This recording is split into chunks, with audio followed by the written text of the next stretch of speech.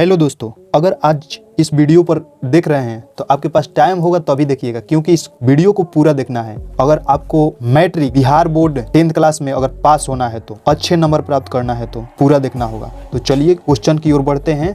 एक एक क्वेश्चन को आपको बताते हैं और उसका सॉल्यूशन बताते हैं। आप इस क्वेश्चन को शुरू से अंत तक जरूर देखिए। क्वेश्चन नंबर 1 है, जिन वस्तुओं से स्वयं प्रकाश उत्सर्जित होते हैं उन्हें कहते हैं।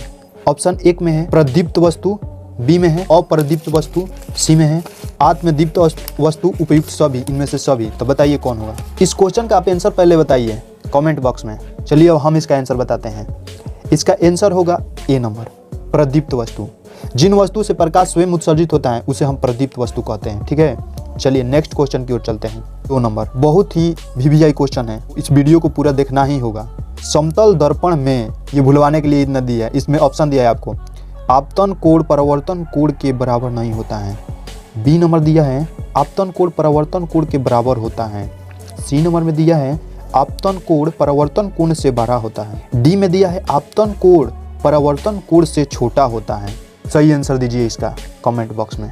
इसका सही आंसर हो जाएगा 2 नंबर, बी नंबर हो जाएगा। 2 नंबर का सही आंसर कौन होगा? B number. आपतन कोण है जो परावर्तन कोण के बराबर होता है, आपको याद रखना होगा। ये वीवीआई क्वेश्चन है, इसको भूलना नहीं है। नेक्स्ट क्वेश्चन है 3 नंबर। 3 नंबर क्वेश्चन कह रहा है विद्युत वाहक बल किस यंत्र से मापा जाता है। ए नंबर में एमीटर, बी नंबर में है थर्मामीटर, सी नंबर में है वोल्ट मीटर, डी नंबर में है वोल्टा मीटर। इसका सही आंसर सी नंबर हो जाएगा। वोल्ट मीटर से हम क्या नापते हैं? विद्युत वाहक बल ईएमएफ को, इसको शॉर्टकट में हम ईएमएफ कहते हैं। 4 नंबर क्वेश्चन कह रहा है विद्युत धारा के कारण उत्पन्न चुंबकीय क्षेत्र की दिशा होती है, यानी विद्युत धारा के कारण उत्पन्न चुंबकीय क्षेत्र की दिशा बताना है। तो ए नंबर में है मैक्सवेल के दक्षिण हस्त नियम से ज्ञात की जाती है। बी नंबर कह रहा है कि फ्लेमिंग के वाम हस्त नियम से ज्ञात की जाती है। सी नंबर कह रहा है कि ओम के नियम द्वारा ज्ञात की जाती है। डी नंबर कह रहा है ऑर्डरस्टेड के नियम से ज्ञात की जाती है। तो आप बताइए इसमें से विद्युत धारा के कारण उत्पन्न चुंबकीय क्षेत्र किसके नियम से ज्ञात की जाती है? इसका सही आंसर बताते हैं ए नंबर। ए नंबर है जो आपका सही है। मैक्सवेल के दक्षिण हस्त नियम से विद्युत धारा के चुंबकीय क्षेत्र उत्पन्न होता है। नेक्स्ट क्वेश्चन है हमारा 5 नंबर। चुंबकीय अक्ष की लंबाई किसी दंड चुंबक की ज्यामितीय लंबाई का कितना प्रतिशत होता है? ए में है 100%, बी में है 50%, सी में है 76%, डी में है 86%। तो इसका सही आंसर कौन होगा? इसका सही आंसर हो जाएगा डी नंबर। 86% होता है क्या? चुंबकीय अक्ष की लंबाई दंड चुंबकीय की लंबाई से 86% होता है। ठीक है, नेक्स्ट क्वेश्चन हमारा है 6 नंबर। 6 नंबर क्वेश्चन कह रहा है पवन। विद्युत जनित्र में पवन की चाल कम से कम होनी चाहिए। पवन माने हवा, हवा यानी हवा में विद्युत जनित्र की चाल कितना होती है? यानी पवन चक्की लगाया जाता है ना, जो कहीं कहीं देखे होंगे कि आसमान में इस तरह से बड़ा बड़ा डायना लगा के इधर मोटर फिट किया होता रहता है, आसमान में ये लगा हुआ रहता है। तो इसका चाल, ये डायना का चाल कितना होता है लगभग? तो ए नंबर में है 15 किलोमीटर प्रति पर हावर, बी में है 150 किलोमीटर पर हावर, सी में है 1.5 किलोमीटर पर हावर, डी में है 50 किलोमीटर पर हावर। तो बताइए इसका सही आंसर कौन होगा? तो देखिए इसका 6 नंबर का सही आंसर हो जाएगा ए नंबर। 15 किलोमीटर पर हावर की स्पीड से ये पवन विद्युत जनित्र है जो हवा में चलता है। 7 नंबर क्वेश्चन है, निम्न में से किसका अर्थ जल होता है? इसमें किसका अर्थ जल होता है? जल माने पानी होता है। ऑप्शन ए में है पेट्रो, बी में है टर्बो, सी में है नाइट्रो, डी में है हाइड्रो। बताइए इसमें से कौन हो जाएगा? इसमें से आपका सही आंसर हो जाएगा डी नंबर। हाइड्रो है जो, हाइड्रो का अर्थ होता है जो जल होता है। चलिए नेक्स्ट क्वेश्चन हमारा है 8 नंबर। 8 नंबर कह रहा है निम्नलिखित में से किस पदार्थ का उपयोग सौर सेल बनाने में किया जाता है? सौर सेल यानी सोलर बनाने में किया जाता है। ऑप्शन आपके सामने है। ए में है कार्बन, बी में है कांच, सी में है सिलिकॉन, डी में है एल्युमिनियम। तो बताइए इसका सही आंसर कौन होगा? इसका सही आंसर हो जाएगा सी नंबर। सिलिकॉन का उपयोग हम सौर सेल बनाने के लिए करते हैं, यानी सोलर प्लेट। नेक्स्ट क्वेश्चन हमारा है 9 नंबर। 9 नंबर क्वेश्चन कह रहा है उदासीन विलयन का पीएच होता है। पीएच बताना है, इसका पीएच मान कितना होता है? तो ऑप्शन ए में है 6, बी में है 7, सी में है 8, डी में है 9। तो इसमें से सही आंसर कौन है? इसमें से सही आंसर हो जाएगा 7। 7 नंबर जिसका पीएच मान 7 होगा वो उदासीन विलयन होता है।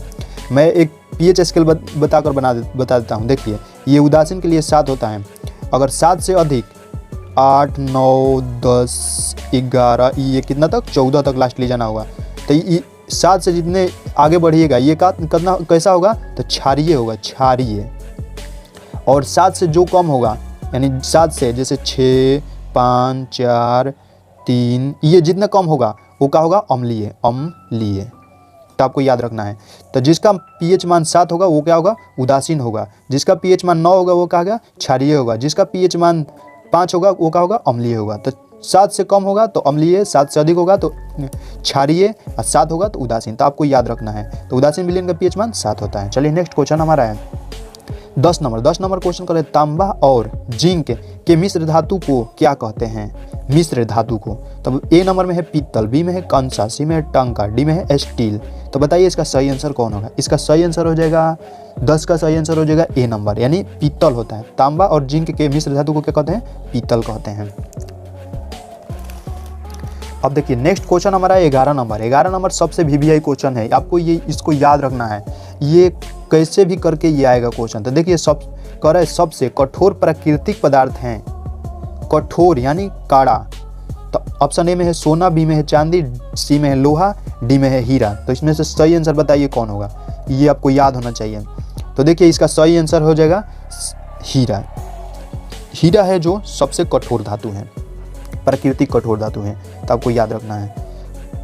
नेक्स्ट क्वेश्चन हमारा है 12 नंबर क्वेश्चन कर रहा है प्रकाश संश्लेषण प्रक्रम में निम्नांकित में क्या नहीं होता है। प्रकाश संश्लेषण प्रक्रम में यानी क्रिया में क्या नहीं होता है। तो ऑप्शन ए में है पानी का टूटना, बी में है CO2 का मुक्त होना, सी में है ऑक्सीजन का मुक्त होना, डी में है CO2 का उपयोग होना। प्रकाश संश्लेषण क्रिया में तो बताइए इसमें से कौन सही होगा। ऑप्शन नंबर बी है जो सही है, CO2 मुक्त होना। अब नेक्स्ट क्वेश्चन हमारा है 13 नंबर। निश्वास द्वारा निकली वायु में रहती हैं तो क्या रहती है। ऑप्शन ए में है CO2, बी में है O2, सी में है पायरुवेट, डी में है नाइट्रोजन। तो बताइए इसमें से सही कौन होगा। तो इसका सही आंसर हो जाएगा CO2। जो हम श्वास लेते हैं ऑक्सीजन, जो हम श्वास अंदर बाहर निकालते हैं उसमें क्या मुक्त होता है, तो CO2 मुक्त होता है। 14 नंबर क्वेश्चन है पक्षी तथा चमगादड़ के पंख हैं। ए नंबर है समजात अंग, बी है असमजात अंग, सी में है अवशेषी अंग, डी में है इनमें से कोई नहीं। तो बताइए इसमें से सही आंसर कौन है। तो पक्षी तथा चमगादड़ के पंख क्या है, असमजात अंग है। तो आपको ये ऑप्शन नंबर बी है जो सही है। तो 14 का ऑप्शन नंबर बी सही है। 15 नंबर है क्वेश्चन निषेचन की क्रिया किस जीव में मुख्यतः होती है। ऑप्शन ए में अमीबा में, बी में है ईस्ट में, सी में है पुष्पी पादप एवं जंतुओं में, डी में है इनमें से कोई नहीं। तो आप इसमें से जो सही है उसका जवाब कमेंट बॉक्स में दे सकते हैं।